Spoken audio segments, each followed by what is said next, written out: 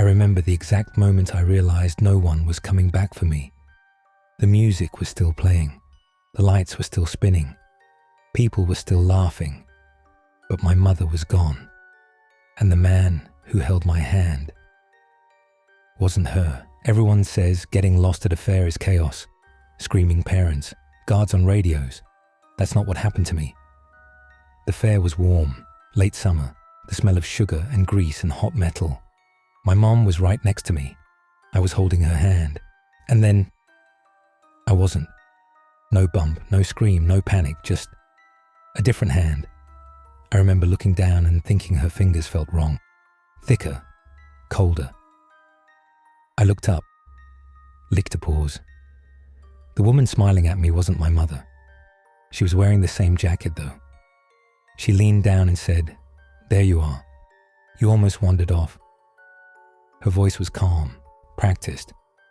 And when I turned to look for my mom, the crowd closed behind us. I didn't scream, because I didn't understand yet, and because she was already walking me away from the lights. We walked past the rides first. The noise faded behind us like someone turning down a radio. I kept looking back, expecting to see my mum's face above the crowd. I never did. The woman's hand tightened every time I slowed down. Not hard, just enough. She didn't look angry. She didn't look rushed. She looked like she'd done this before.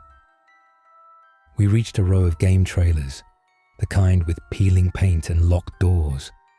That's when I finally said, "You're not my mum." She stopped walking, stillter. Then she smiled wider. "Sweetheart, don't say things like that." And she knelt down so we were eye level. "Your mum asked me to take you to the Lost Children tent." I asked where it was. She pointed behind us. I looked. When I turned back, the lights were gone.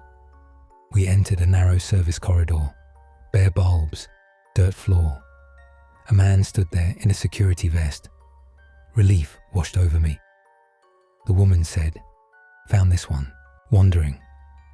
The man looked down at me. He didn't smile. He didn't ask my name.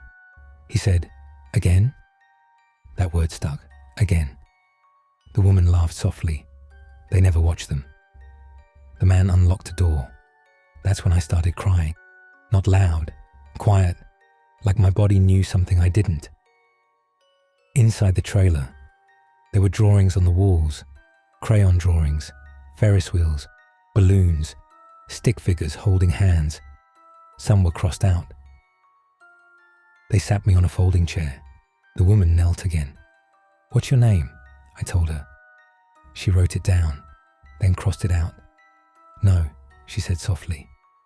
"That one's already taken." I didn't understand. The man turned off the generator. The music outside stopped.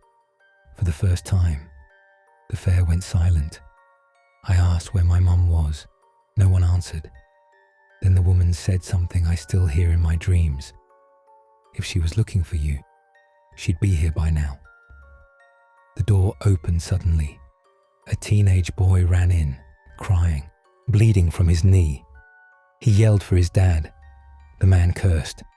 In the chaos, I ran. I don't remember opening the door. I remember falling. I remember dirt in my mouth and hands grabbing me again. But these hands were shaking. Someone screamed my name. My mom. They told my mother I'd wandered off. They told her I was found near the parking lot. They told her I was lucky. No one asked why I was covered in dirt. No one asked why I wouldn't let go of her. The police came. They asked questions. The trailers were gone by morning. The fair moved on. Years passed. I forgot faces, names, details. But I never forgot one thing. When I was reunited with my mum, she was wearing a different jacket, not the one the woman had worn. I asked her about it years later. She looked confused. She said, "I never owned a jacket like that." Last year, I took my daughter to a fair. Same lights, same music. I felt someone brush past me, and for half a second, I felt that wrong. Hand again, still waiting, still calm, still patient.